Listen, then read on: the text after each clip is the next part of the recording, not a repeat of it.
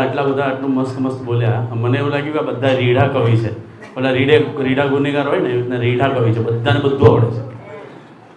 મારો સબ્જેક્ટ જ નથી આ પહેલી વાત તો. હા, અમે I think this is second time I am coming, right. પહેલાં એક ડગલું નામનું ચાલતું હતું, ત્યાં અમે જતા હતા. એન્ડ ત્યારે આ બધાએ મને લીંબુ પકડાવ્યું હતું.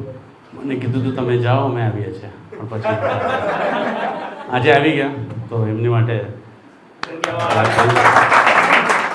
સો મારું ઇન્ટ્રોડક્શન તમને હું શું આપું. Actually not proper human also. હું પ્રોપર માણસ નથી, પ્રોપર ભક્ત નથી, પ્રોપર સાધક નથી, કાંઈ પણ નથી. પણ આટલું મને ખબર છે કે હું મારા ગુરુનો એકદમ પાક્કો ચેલો છું.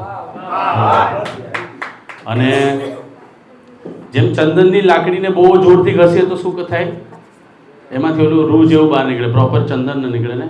એવી રીતના જ અમે આ ભક્તિ કે આ જે પણ તમે કહો છો, જે ધારણ અમે કર્યું છે, જે ચોલો, એ અમને અમારા ગુરુ એવું શીખવાડ્યું છે કે એને પ્રેમથી સીંચજો. જ્યારે પ્રેમથી સીંચશો ત્યારે એમાંથી ચંદન નીકળશે. અને ચંદન એટલે ભગવાનને બધે અર્થે સારું લાગે. બરાબર.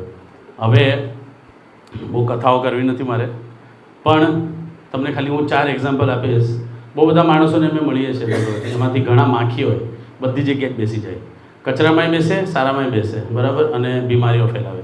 એની પછી આવે છે મધમાખી. મધમાખી ક્યાં બેસે? ફૂલોમાં બેસે, બરાબર. પછી આવે ભવરો.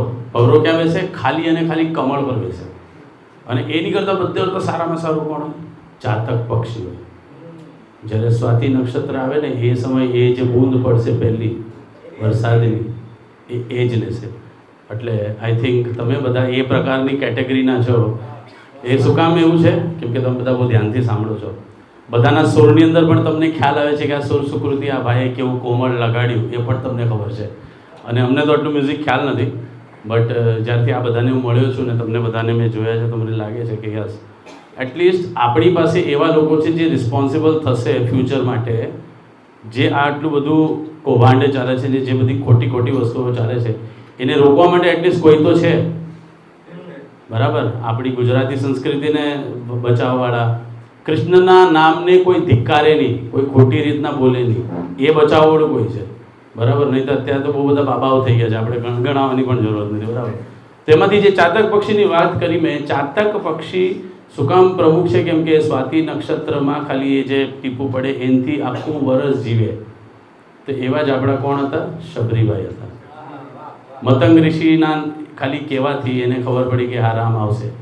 તો જેમ આપણે ગાયું, રામ આएंगे તો અંગના સજાऊंगी, રામ આएंगे તો. અચ્છા, ખાલી મારે નથી ગાવાનું, આ એન્ટરટેનમેન્ટ શો નથી. આ આપણા બધાનું છે, બધાએ ગાવાનું છે. આમાં ખાલી હું એકલો નથી બોલવાનો, તમારે બધાએ ગાવાનું છે. ઓકે, તમે ગાશો તો એનો ફાયદો થશે. રેડી? મેરી ઝોપડી કે ભાગા ખુલ જાએંગે, રામ આएंगे. मेरी झोपड़ी पे भागा खुल जाएंगे, राम आएंगे. ओ राम आएंगे, आएंगे, राम आएंगे. बोलो राम आएंगे, ओ मैं तो रुचि सूची भोग लगाऊंगी, मैं तो ओ माखन मिश्री मैं राम को खिलाऊंगी.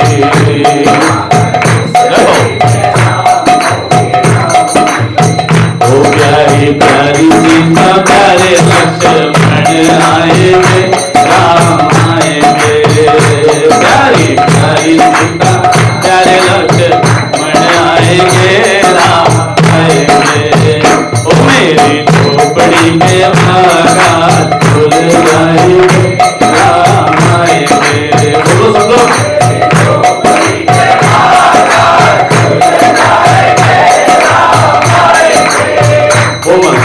બધાના હૃદયમાં રામ આવી ગયા. કેવી રીતના આવે? કેવી રીતના આવે? જ્યારે આપણી અંદર એવી પ્રાર્થના હતી. આટલા વર્ષોથી બધા કેટલા લડ્યા ને રામ માટે? લડે ને આપણે બધા, અને હજી લડે છે. કોની માટે લડે છે? કે શું કામ એ મંદિર આવ્યો? ક્રિટિસિઝમ કરવાવાળા હજી પણ છે, બરાબર. તો આપણે એક બહુ જ મસ્ત ભજન ગાશું. મને બહુ સારું નથી હોતું, તમારે બધા ગાવાનું છે. દૂસરી ગાલી પે કે તું કઈ ઓર? ઓકે. ચાલે ઠીક છે. ભગવાન કૃષ્ણને બધા જ યાદ કરે છે જીવનમાં દરરોજ, પણ બધા તો વધારે ક્યાં યાદ કરે? જ્યારે આપણે દુઃખી હોઈએ છીએ ને સુખ હોય છે ત્યારે કોને યાદ કરીએ છીએ? કોને યાદ કરે? લક્ષ્મીને. અને તો સાથે યાદ કરવાનું છે લક્ષ્મી અને નારાયણને.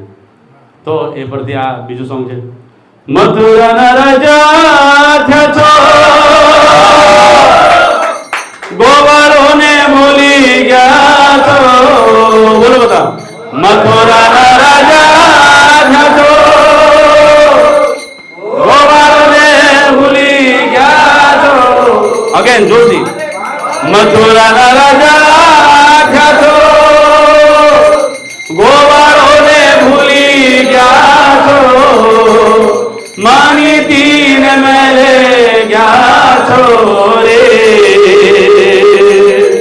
રે ઓઢાજી રે મારા વાલાને વળીને કેજો રે માને તો મનાવી લેજો રે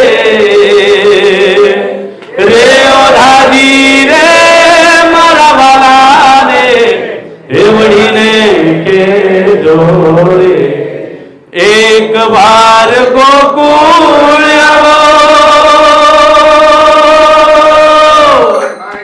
માતાજીને મોઢે ખાઓ.